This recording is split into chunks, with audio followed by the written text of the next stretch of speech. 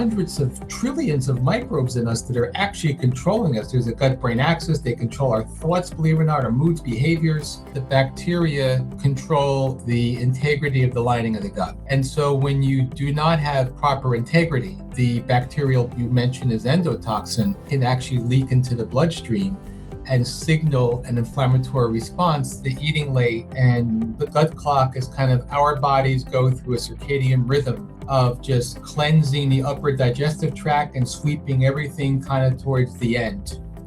If you're eating late, you're going to stress the body's systems to digest and clear that food before you go to bed. The polyphenols in particular are prebiotic. They help build up and biodiverse the microbiome. And for example, a lot of the fruits like the berries in particular that I emphasize throughout the phases is that they're low glycemic and that they will, with their phytonutrients, fight disease, prevent cancer, and enrich the microbiome all in one.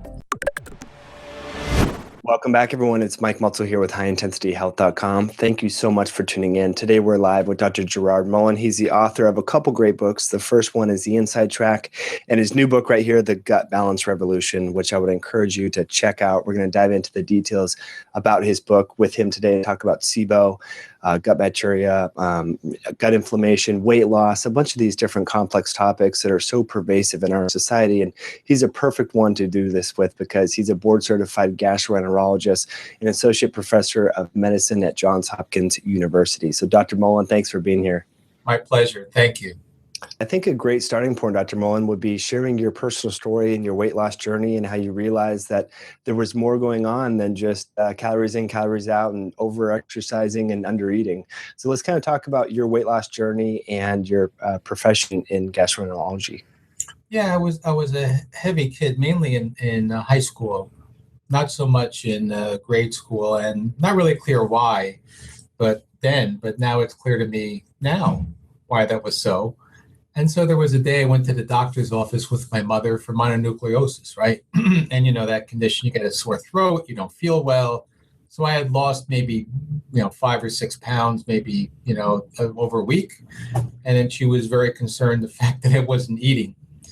So this guy turned around as he was walking out, looked at her like, you got to be kidding, and then looked at me and just said, it may make a dent if you lost more weight, it won't hurt him.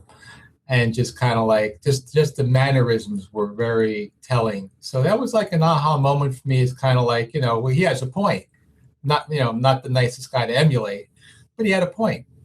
And the point is that if I want to do something with my life, I can't carry that kind of weight around.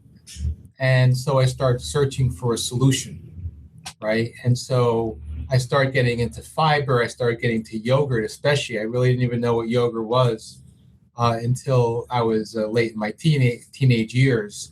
And I started getting into what is now the gut balance revolution. But I started getting into feeding my microbiome years ago with just little things that were available to me that I'd read about. And it was about pre and probiotic foods. And so the weight just kind of, I lost it like a bad habit. That's fantastic. Yeah. I love it. And since then, you've been encouraging a lot of your clients and patients to do the same thing and to rethink how they look at weight loss. And so we talked about that earlier, that we used to think that eating a low glycemic index diet, the way that it changes your metabolism is because it's not spiking blood sugar. But you talk about in your book, the real way that these high fiber, high plant-based diets change your metabolism and cause you to lose weight is because they're changing your gut ecology. So maybe you can speak about how the food is affecting our gut ecology, then how that is affecting our ability to burn or store fat. Very good question. The fact is that the gut microbes in us are the ones that ultimately determine our metabolism, our set point. And that's only come to light over the last 5 years or so due to the explosion in research since the Human Microbiome Project.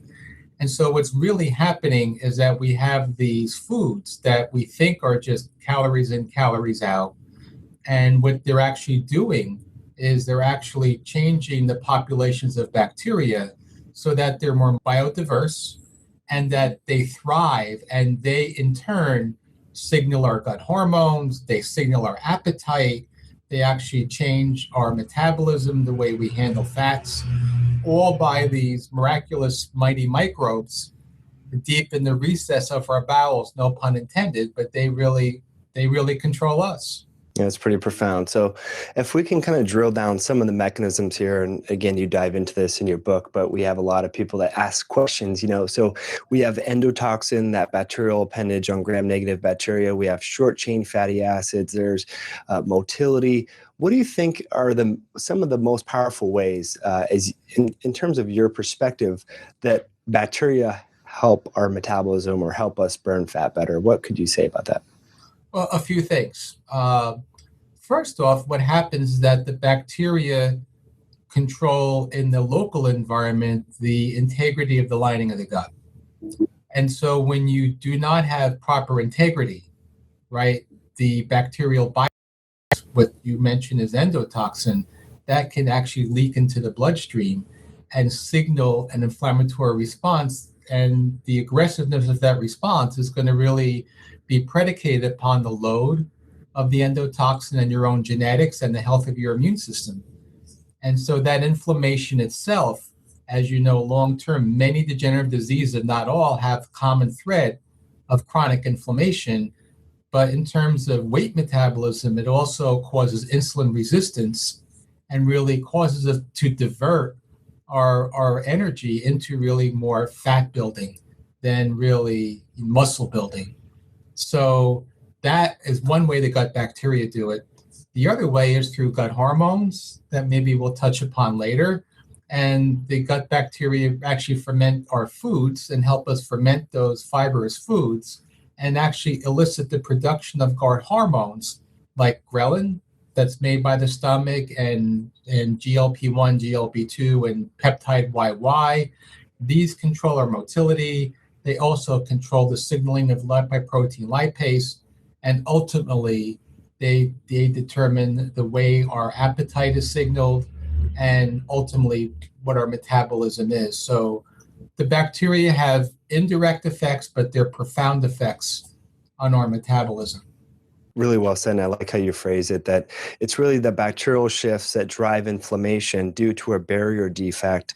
And that in turn affects our metabolism. And so we tend to think that everything's just metabolic based, but I like your approach is we're really getting at the root cause of these issues, and that's inflammation. And I remember a study, it was in animals, but they gave these laboratory animals asthma medication, of course, just anti-inflammatory based medication, and they lost weight. And so it was really, that's something that we try to stress on the show here, is it's not just about calories in, calories out, it's about inflammation. But a key component here that I've read, Dr. Mullin, is bacterial diversity. And one of the things that you talk about in your book for doing that is having more kefir and kimchi and so forth, but also fiber.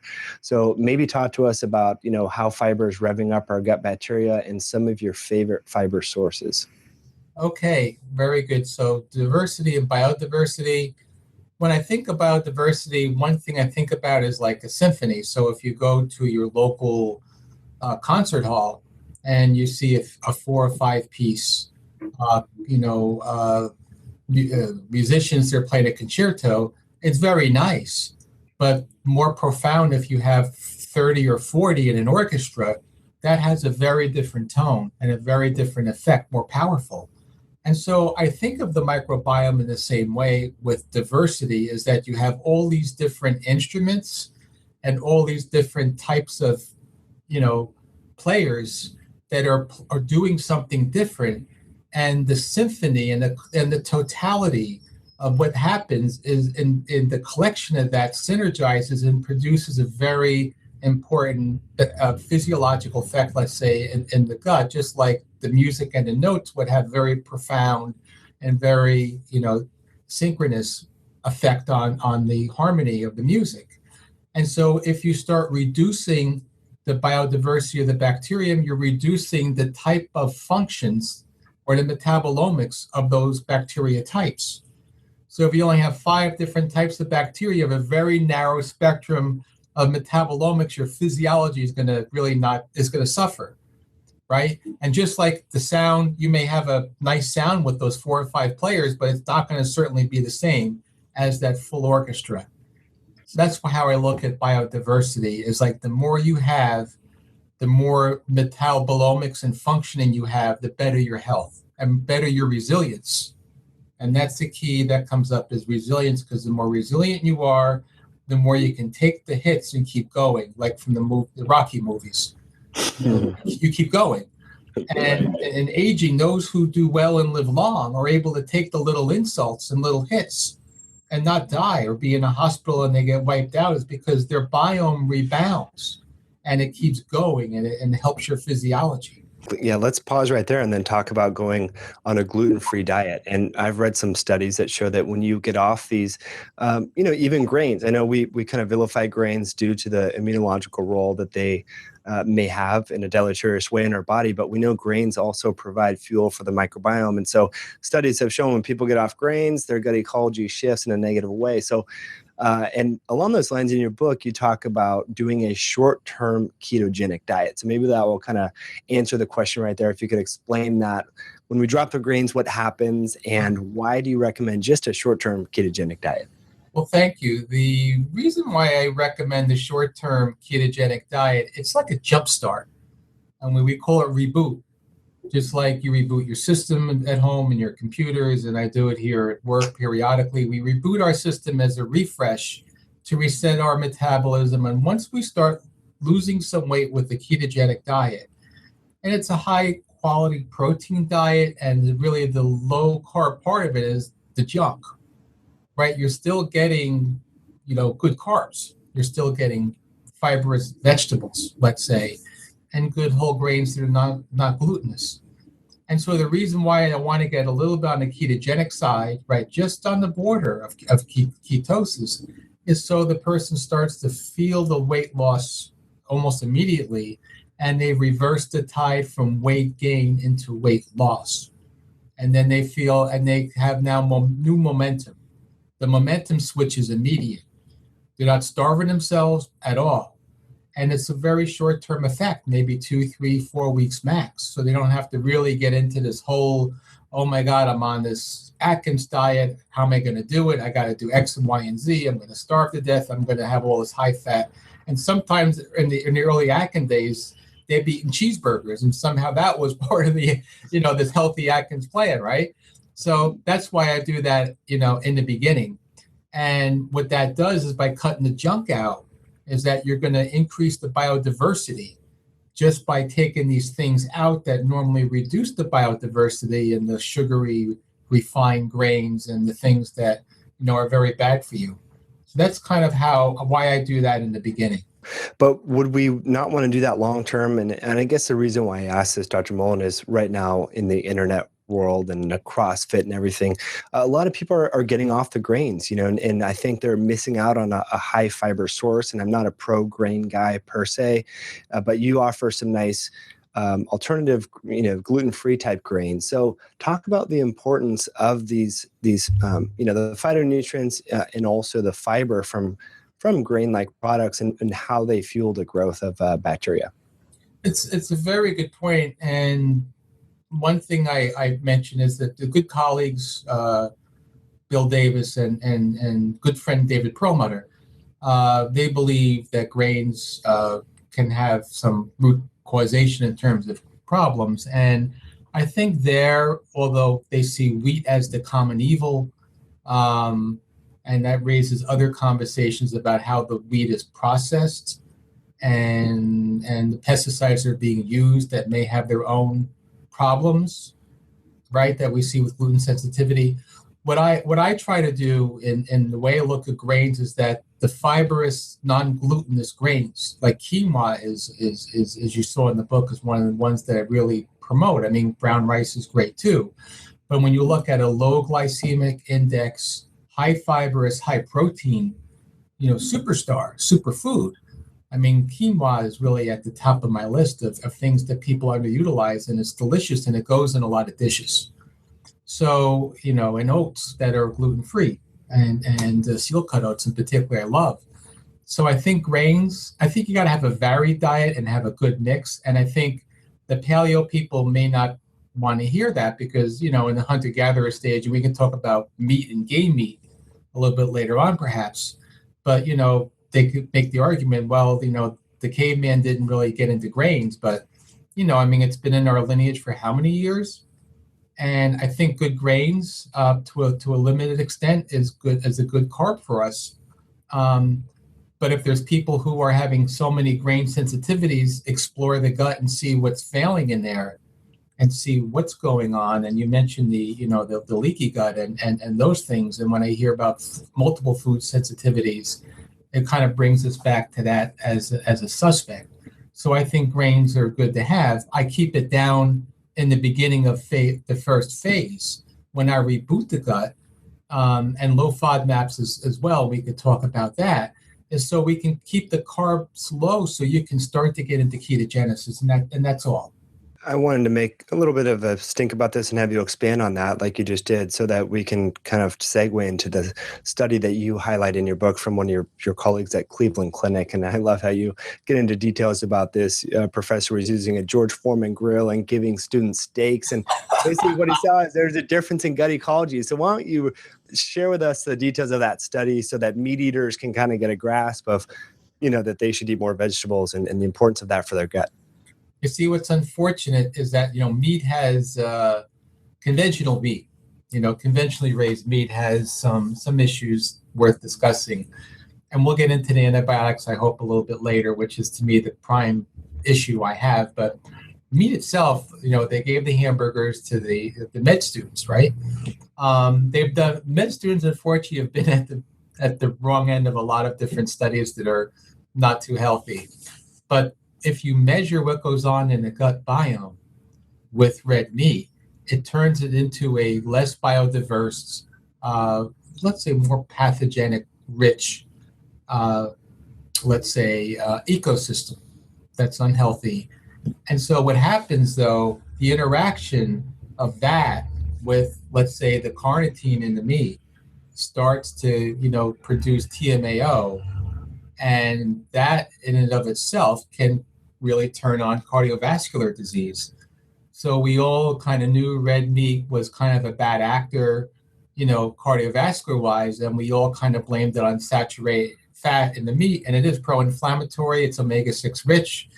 But now there's another factor, is the gut biome then comes in and has something to say about that and facilitates cardiovascular disease just because you got a bad microbiome. You're eating this meat, full of the carnitine. And if you ate the eggs and it had phosphatidylcholine, you're looking at a similar pathway.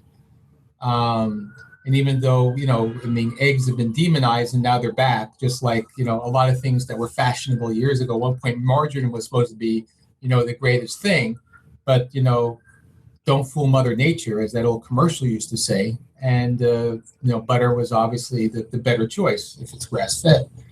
So the bottom line is that in that study, you're showing that you can facilitate TMAO production and thus cardiovascular disease through just feeding the red meat, which causes the biome to be dysbiotic. And in itself, then the dysbiotic microbes then act on the meat and turn it into TMAO. It's a very fascinating study. That is fascinating. So, and basically at the end of the day, what it showed is that vegans didn't have that same degree of formation of TMAO because their gut microbiome was different. Is that right? The biome was better. Wow. It biodiversifies the biome. You have much, much less measurable TMAO. And that's why we see vegans do better in so many different metrics. Mm-hmm. Cardiovascular, cancer, so on and so forth. And so I people like to knock vegan diets, and they would say we got to go low carb. But there's a lot of living proof that people who do eat very good carbs do quite well. Right. Yeah. Fantastic. So, provided that you know all this information and kind of have the inside track with all these different doctors, how much meat do you eat? Like, break it down. What's your diet look like in terms of protein? That's funny. Very little. I should probably eat more. In fact, they did my CBC this week. I saw my doctor for my annual or semi-annual, whatever. And I'm always like, my hemoglobin is always like just like the 1 decimal point below the lowest, range of normal.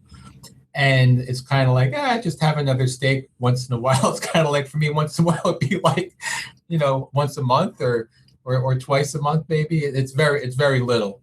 Wow. But I try to, when I'm out, and it's available, whether it's grass fed or something like lamb or game meat, something wild like that, then I'll have it. But when I'm out or, when I'm home, I'm mainly like wild fish and things that are more lean and clean in that respect. But I don't eat a lot of red meat to a fault, probably, to a fault. Right. Yeah. Now, you were just in Europe recently. We were talking offline. You told me you were in Italy. So when you were in Italy, did you eat any of the wheat? Yeah, I mean, you're there. They make their own pasta there. In other words, it's not like it's coming out of box. They do it right in a restaurant.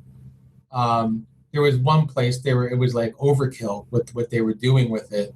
So I was kind of like passing on some dishes and just tasting. But one place was phenomenal. But yeah, I mean, I had a little bit of the wheat because you're there and you want to enjoy it. But, I mean, we probably have better bread here. I mean, but there it's really, I didn't have any pizza there, for example. But the pasta, do their own there, and they know exactly how to cook it. Right. But yeah, I had the pasta. You're right. Love it. Fantastic. And along those lines in your book, you talk about the Baltic Sea diet, the Mediterranean diet. Maybe give us the highlights so people can be a little bit more enlightened on why that's good for their gut. Okay, very good. These are, I would say these are called heritage diets. And for people who want to look at line at Always, are you familiar with Always? No. Yeah, it's called Old Ways, like we had Old Ways, oldways.com. They have the Mediterranean pyramid. They have the Mediterranean diet. They have, a very interesting foundation, which is really trying to bring back some of these heritage diets. So they actually have a pyramid that I put in the book in the third phase, the maintenance phase, the Mediterranean diet. I talk about the Baltic diet, but they have pyramids in their site. But in any event, I put that in the book. The Mediterranean diet, as you know, is long-standing, has multiple studies, cardiovascular impacts, no question, Lion Heart study. But what's more interesting is in the last month, that we've seen with literature and posted on Facebook, LinkedIn, etc., is cognitive decline. It prevents, it improves cognition, improves brain function. It seems to have cancer protection. It has a lot of benefit through its anti-inflammatory and prebiotic qualities. So when I designed phase 3 and kept a lot of these in mind, it seems like the diet to have for life. It's more about having wild fish, omega-3 rich, game meat, eggs and dairy for those who can tolerate that, good whole grains. It's very diverse in its own right, but it's healthy and anti-inflammatory. And in the third phase of my maintenance phase of the diet, you have such a resilient microbiome. You could, on the 7th day, you could rest, no pun intended. You could go out and have your Sunday meal. You can socialize. You can go to your holiday party. You can, you're going to take that hit, and the next day your biome's going to bounce back. So I think that's really why I chose that as your maintenance diet. Mm-hmm. And we know that those diets are rich in color, phytonutrients, and we've talked a lot up to now about fiber and different, fermentable foods. You like kimchi and sauerkraut and a bunch of these different things, yogurt. We know the color, those phytonutrients have an effect on the microbiome and the Bacteroides. You want to get into that a little bit? Yeah, the polyphenols in particular are prebiotic. They help build up and biodiverse the microbiome.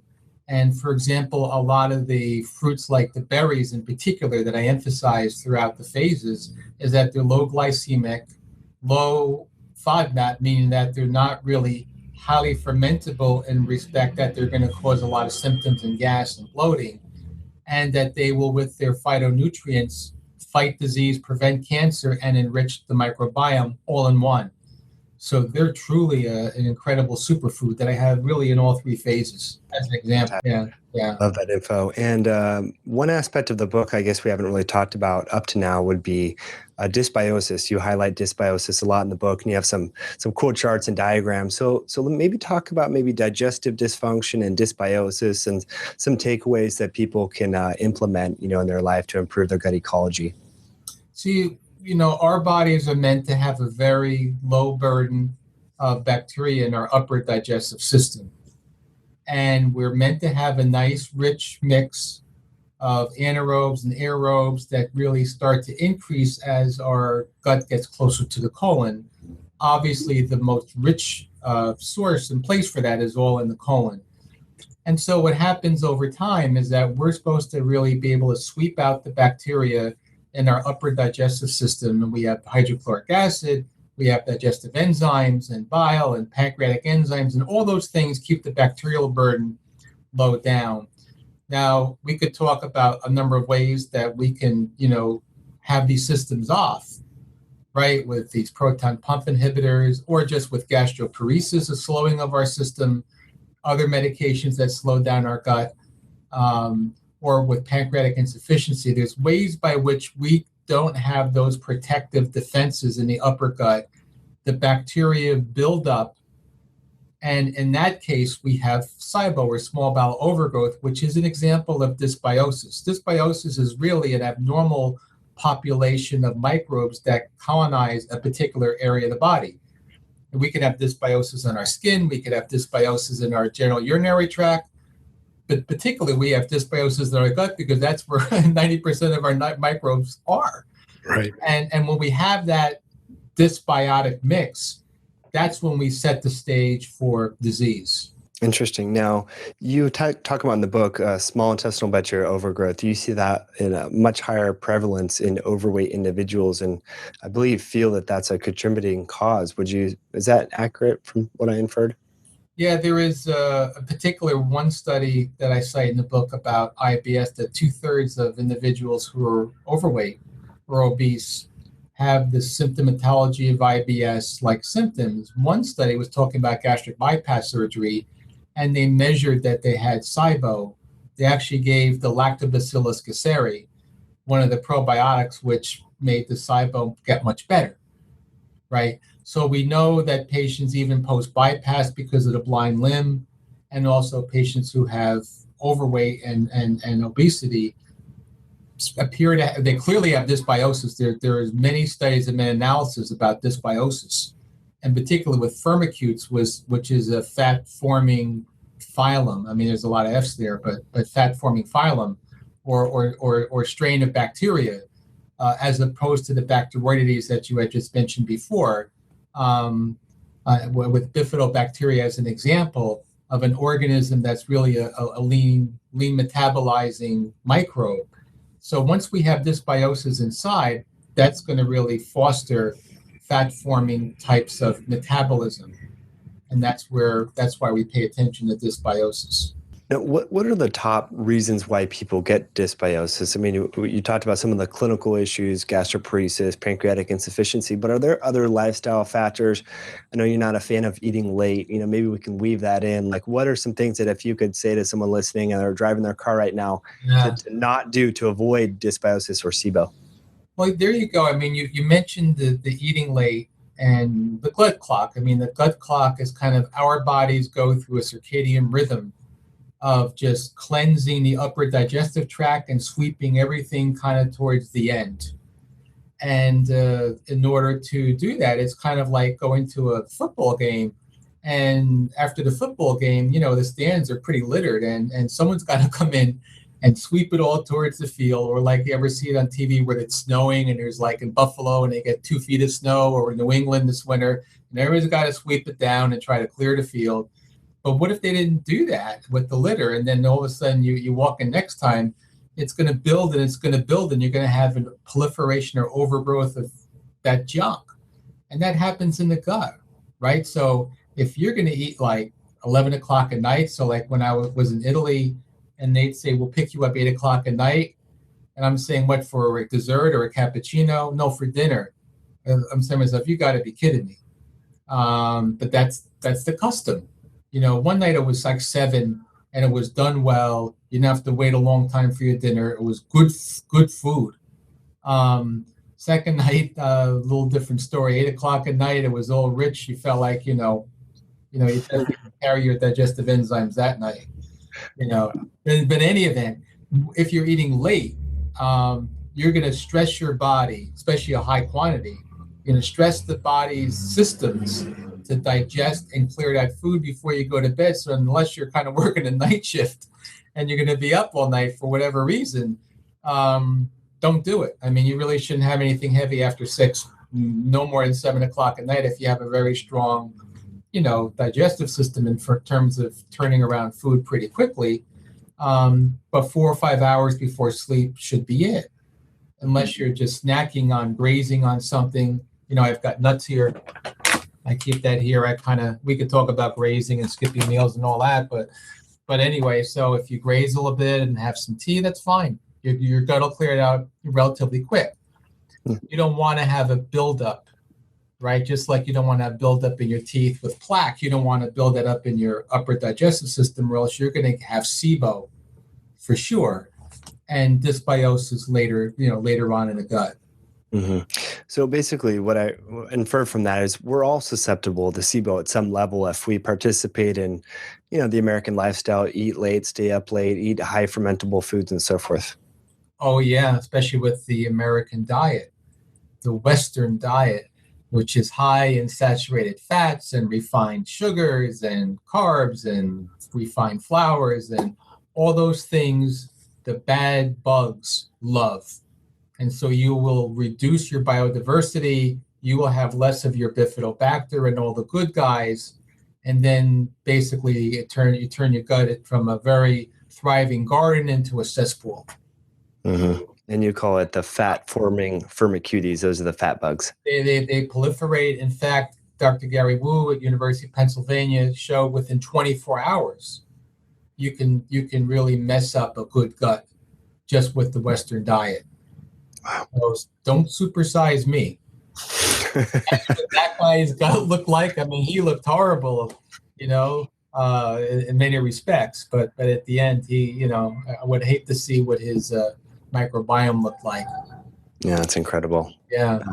Well, I think the only thing we really didn't cover that I know is an emerging topic, and you talk about in your book, is the gut hormones, and maybe the meal skipping. We know breakfast eaters have changes in their gut hormones and so forth. So maybe give us the inside track on gut hormones and some key messages that people key takeaways, I suppose.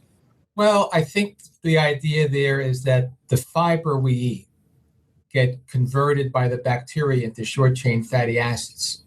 And so they're an energy source. They help heal the colon and keep the integrity and the lining in check. They're anti-inflammatory, anti-neoplastic. But there's receptors called GP41-43 in the gut that recognize the short-chain fatty acids. And then they in turn elicit these signals which inhibit lipoprotein lipase. But they also signal peptide YY and these other GLP-1, GLP-2 to really slow motility and tell the brain, hey guys, we're doing good here. Our appetite, we're getting full. This is cool, right? So you get these reflexes in play, and that's where a lot of our appetite comes in. If you eat a low fiber diet and have low short chain fatty acids, then you're not really utilizing your body's reflexes through these gut hormones to signal your brain to kind of chill, and stop eating. Now, another thing that I just remembered worth mentioning is the fact that we have so much antibiotics in our society. We have now, certainly there's executive actions on antibiotics because of superbugs, and there's an initiative to reduce antibiotics in poultry in particular, but also meats, because we know how it's overused in poultry and livestock because it was given to prevent diseases in them in the 1940s. But they really saw the growth curve shoot up after the use of antibiotics, so it became mainstream. In fact, it's so measurable in their meat.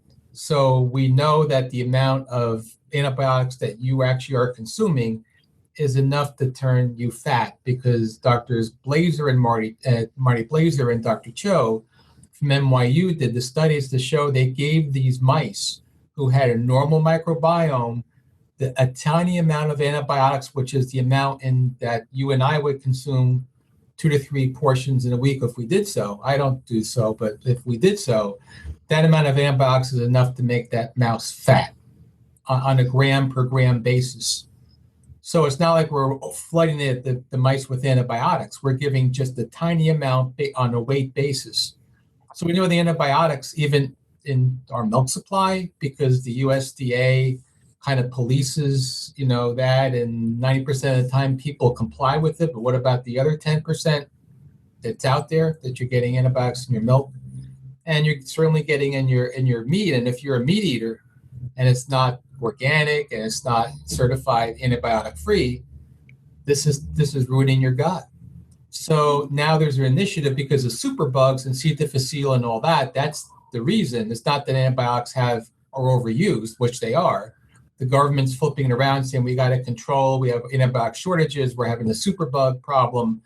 But the problem is that the more antibiotics we give our children, the chances are they're going to become obese. There's studies showing that now. So we know that's a risk factor, but that's not the thing that's being really magnified. What's being magnified is that we're having shortages, and that the fact that, we have superbugs. We're not hearing about the other, this is one of the reasons why we're becoming such a quote unquote big nation. Mm-hmm. And I believe it, and Marty Blazer believes it. And there's so many others that are in this genre that believe exactly the same thing. It's all about messing up the biome. This is what's getting us fat to a large extent, unfortunately. Yeah, it's too bad. And I've read about the antibiotics, and I didn't realize there were some publications back in 1964, I believe, and they gave military recruits antibiotics to fatten them up so that they can make the physical. So we know for a long time that antibiotics cause weight gain. And I think meat can be a double whammy, because I've read about endotoxin in some of this commercially prepared meat, and it's not killed by heat. So you can get some junky meat loaded with antibiotics, and it's loaded with endotoxin, and it's a double whammy. So anymore, I'm eating a lot more vegetables and less meat, and actually have a lot more energy and mental focus. So interesting stuff there, Dr. Mullin. Now, you have this great book that's coming out June 9th. So by the time you all see this is going to be live available on Amazon. And any key takeaway messages that you would like to share with our audience before we go to final questions about the book and your practice? No, I think it's, we come to the age, as Rodney Dangerfield, the gut had no respect, no respect. Now the science has really confirmed the practice and tradition of Ayurvedic medicine, traditional Chinese medicine, and now naturopathic medicine and functional medicine, is that the gut is a force to be reckoned with. And the microbiome is this invisible, I don't know if you ever watched, try to remember the name of the show years ago with David Duchovny. It was all about like aliens, and now, certainly we have with Keanu Reeves, what's that, The Matrix? Right. It's like we're in this invisible world. We're surrounded by microbes. We just can't see them, right? So we're in this altered reality. So we got these hundreds of trillions of microbes in us that are actually controlling us. There's a gut-brain axis. They control our thoughts, believe it or not, our moods, behaviors, what we eat, actually what we like in terms of, our, the kind of foods, our food selection, is that we have the science is there that the gut is something that we need to concentrate on to really get ourselves healthy. And, it really drives our core physiology. So this book really is about the gut, but it's about health. It's about a lot of things. It's just not about weight loss. And by really shifting the biome, which shouldn't be done abruptly by just dousing people with probiotics, you have to shift the biome, and you want it to be sustainable. You want to have a healthy life, a vibrant life, and you want to feel fit and lean, just like you. Right. Looking you on the screen, you look like you could do at least 100 push-ups. I'm going to go this afternoon. I'll try. I'll email you.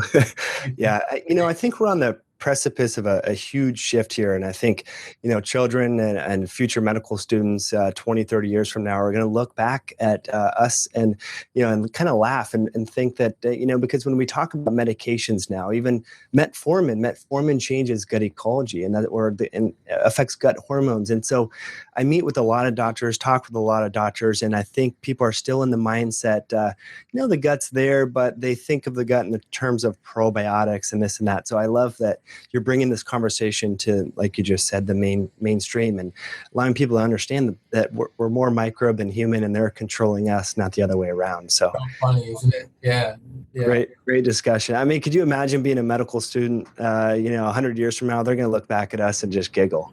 I agree. So, all right, let's go to some final questions here. One thing we like to ask every guest on the show, Dr. Mullin, is morning routines. You have a great breakfast routine that is good for your gut bacteria. So maybe if you could share with us what that looks like and a few tips on that. Yeah, what I do, as you know, I like yogurt, and the yogurt I like, which, not to mention brands, is got 90 billion CFUs per serving. So this is the real deal. It comes in a glass jar, probably not widely distributed through the country. It's New York State based, if I remember correctly. But I have that with some kefir, because kefir is just loaded with very good microbes, and it tends to be quite fresh. And this is all organic and grass fed. And then I'll have like berries. I like blueberries or raspberries, and walnuts. Sometimes, as you just saw, they're almonds, but I like to snack on the almonds. And sometimes I'll throw a little, ground flax on it, or chia, and voila, that's my gut bolstering meal for the morning, at least. Yeah, that's going to really enrich your diversity there. Absolutely. Now, if you were to go out to a restaurant, what would you recommend people order? Oh, that's a difficult question. Everybody's got different likes, different tastes. But let me tell you, I go a lot to a place called Stone Mill Bakery in Baltimore, and I go in there and I start saying I like this salad and maybe the chicken soup, but not the noodle, and then I love their salmon, because the guy Alfie, the owner, gets it from the market himself, and he's very particular, and so on and so forth. So after a while of hearing my own kind of improvisations, they just said, we're going to make you're going to have a Gerry salmon salad, Gerry salmon super salad. And they've even made a key on a register for me. Wow. So some people walk in and said, I want this guy's salad, because they'll see me eating. I said, that looks good. It's like off menu. So that's kind of what I like. I like different things, but if I had like a favorite thing, they all know in this area of the country, that's my baby. Mm-hmm. Super Fantastic. salad. They have pickled cucumbers, sprouts that are cut up, and broccoli, and all kinds of greens, and mesclun, and my salmon. I'll have olive oil on it. I'll squeeze some lemon. Sometimes I'll have some goat cheese, or sometimes I'll have avocado.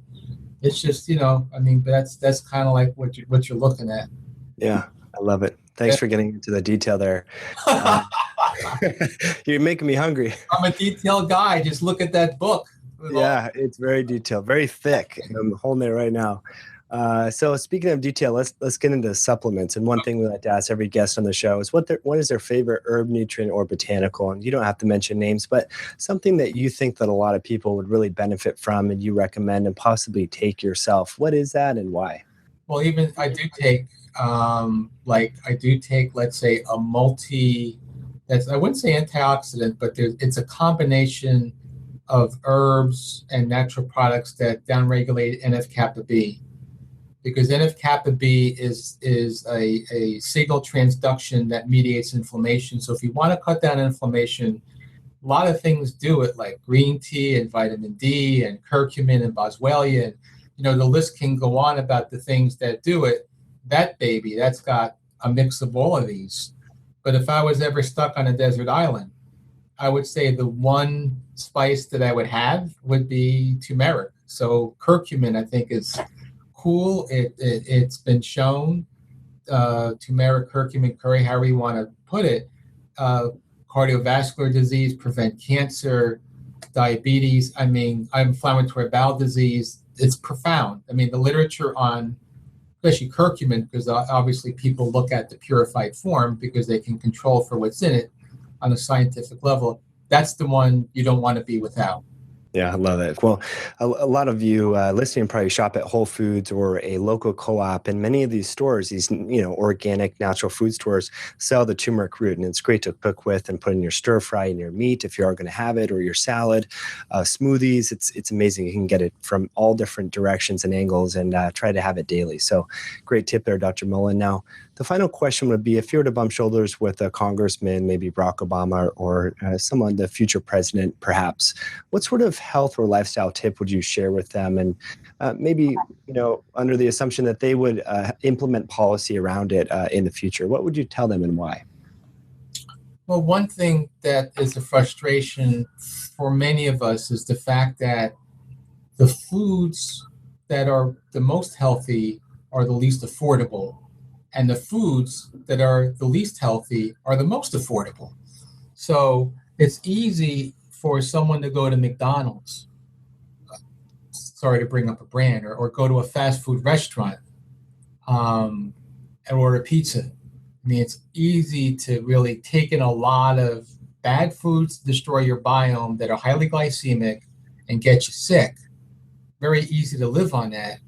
Very hard to live on a healthy whole foods diet, depending on your level of income or your motivation to do so, right? Because these are convenience foods. No pun intended, but that's what people do. So if there was a way to bump shoulders with somebody, and it's kind of funny, very funny story, I'll keep it short, is that there was a point where I was in Baltimore City, and I was leaving a church service, and there was a lady who was sitting kind of like on the steps, and she was grabbing her ankle, and she said, "Sir, can you be so kind to help me?" And I said, "Why, what happened?" She said, "I fell, and I think I broke my ankle." So she wanted me to carry her around the corner to the hospital. I wouldn't do that. And then, after a while, she said, "Will you please stay with me?" She made a phone call, and she said, "Within 2 minutes, the street will be blocked off." I said, "Okay." I said, "Whatever." I didn't recognize her, right? And she said, "Do you know who I am?" And I said, "You look familiar." She goes, "Yeah, I'm Senator Barbara McCluskey." And I said, "Okay." I said, "Yeah, I've seen you on TV, so-and-so." Then, after a few minutes, she goes, "Now, have you ever had a question you want to ask your senator?" And this is where we're going. So it's kind of like there's a farm bill, right? So I've been to years ago when Andy Weil had his conference, out in California, and Michael Pollan was there. So they were talking about the farm bill. Andy was big into Mark Hyman and Dean Ornish. And so there's a way that we're just through our taxes, just giving Big Farm, they're getting money to really make GMO-rich products and all these glycemic fast food junk that are the ingredients for fast food junk that are making us unhealthy. And they're very affordable, but we're doing nothing to help the little farmer who's making the local farmer, right? When I go to my Whole Foods, there is the asparagus that I love from the local farmer. Or I go to the market when I went more often. We have a beautiful market in Baltimore. Those people need help. They're not getting it. So it's just that's where the frustration is, and I think that's where we can make a difference and rise above the politics. And we talk about throwing money in all kinds of aimless directions towards obesity and hoping that it sticks. But there's some fundamental things that we can change that we're not changing. And that's the messaging that I would give if I had someone's ear, just like I just had her ear that day. And now she follows me on Facebook. Oh, fantastic. Gosh, what great. Yeah, I sent a message to her about 6 months ago. She called me Sir Galahad for helping her. I said, "It's me, Sir Galahad. Remember me? Remember the conversation we had?" She goes, "Are you interested in the kind of thing I'm doing?" She follows me. And then once in a while, she'll comment about a post. So this is interesting. You never know how you meet a politician these days. So they can follow you on Facebook. You can get a message across. Right. Oh man, that's amazing. Thanks for getting into that. Yeah. That detail is great. Our listeners are going to love that. And thanks for doing that great work. And what a serendipitous, interaction there that hopefully will lead to a great relationship and improve the lives of others. So, Dr. Mullin, I know our listeners are going to want to reach out to you, learn more about your book and your clinical practice. So what's the best online resources that they can check you out on? I have a new site I just relaunched this week. It's called thefoodmd.com. That's it. It's got everything on it that's about me. Perfect. Professional. Professional. Yeah, no, I got you. And you got all the Facebook links and so forth. And I'll also post the show notes in the video version of this interview. So if you're listening to this while you're driving or at the gym, you can go to highintensityhealth.com/Gerard Mullin. Now I have links to the Amazon storefront so you can buy his book and download that on your Kindle or the hardcover like I have. So Dr. Mullin, keep up the good work. And thank you so much for coming on the show. Hey, nice talking to you. Bye-bye. Thanks, Mike. Thanks.